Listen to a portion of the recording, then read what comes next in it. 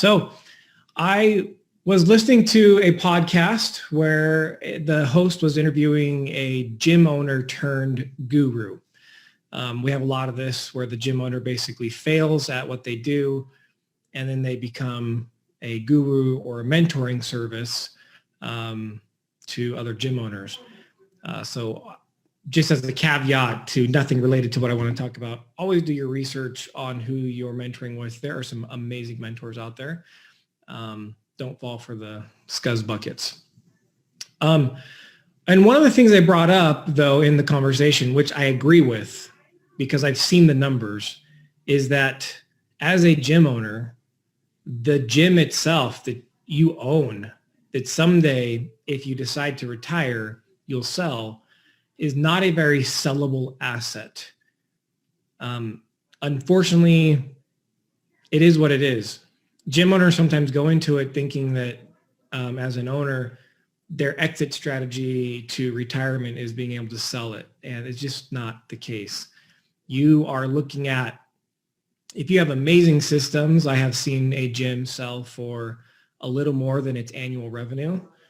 If your gym is not super profitable, you're likely selling the assets and maybe a little bit of what's known as goodwill, because there's going to be some recurring revenue there. But from a sale price, you're likely somewhere between the value of the assets at the time you sell up to your annual revenue. Again, there are some exceptions to that case, but that's likely what you're going to sell for.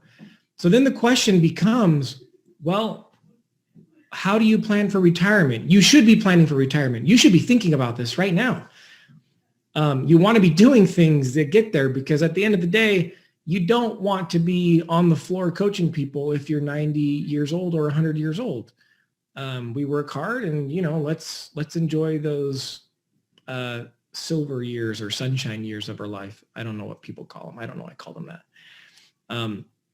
So with that in mind, what can you be doing, knowing that you are not likely going to be able to sell your gym for millions and millions and millions of dollars? What can you be doing now?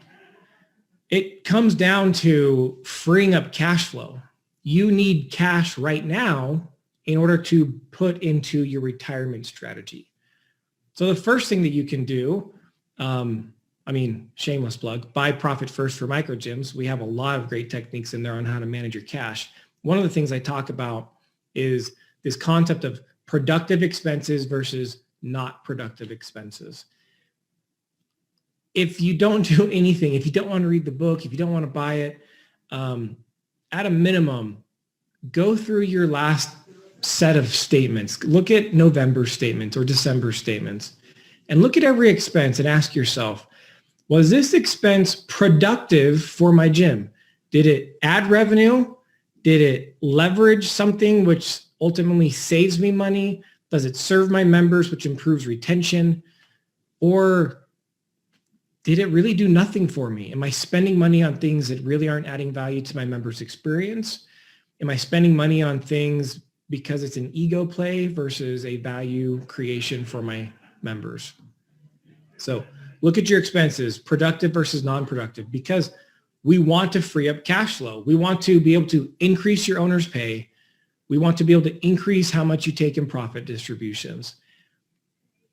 By doing that, then you need a plan that allows you to take that extra cash that you've now created and put it into your retirement plan, whatever that may be.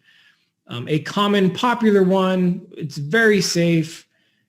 I know arguments on both sides as to pros and cons of 401ks or IRAs. But for the vast majority of people who aren't really interested in educating themselves on a bunch of investment things, a 401k is at least something. It's better than nothing. So contributing money into that is a way to start your retirement plan, and you save some taxes while doing it. Obviously, we cross our fingers that the government isn't going to screw us if we have money in there. There are certainly other great ways too that aren't related to 401ks or doing a self-directed 401k, but it's an easy mechanism to at least get started on something. IRAs work the same way. It allows you to contribute a certain amount of pre-tax dollars into it.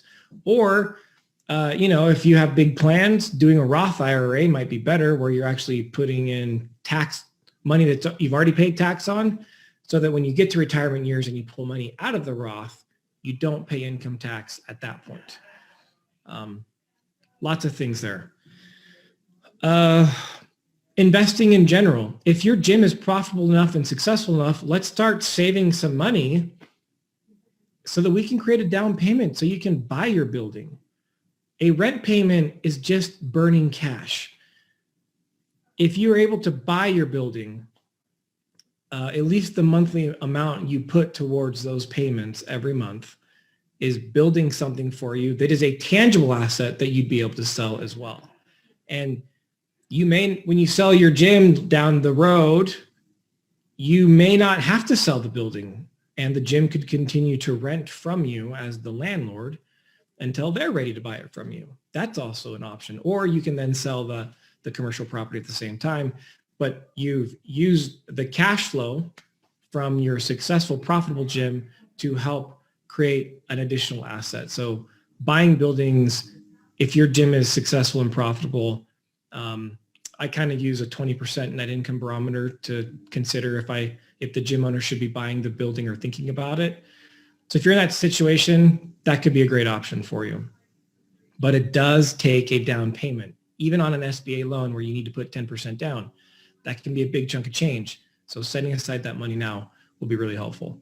And then you may have passion for other assets. Maybe you like rental properties. Maybe you like oil investments. Maybe you like the stock or the stock market.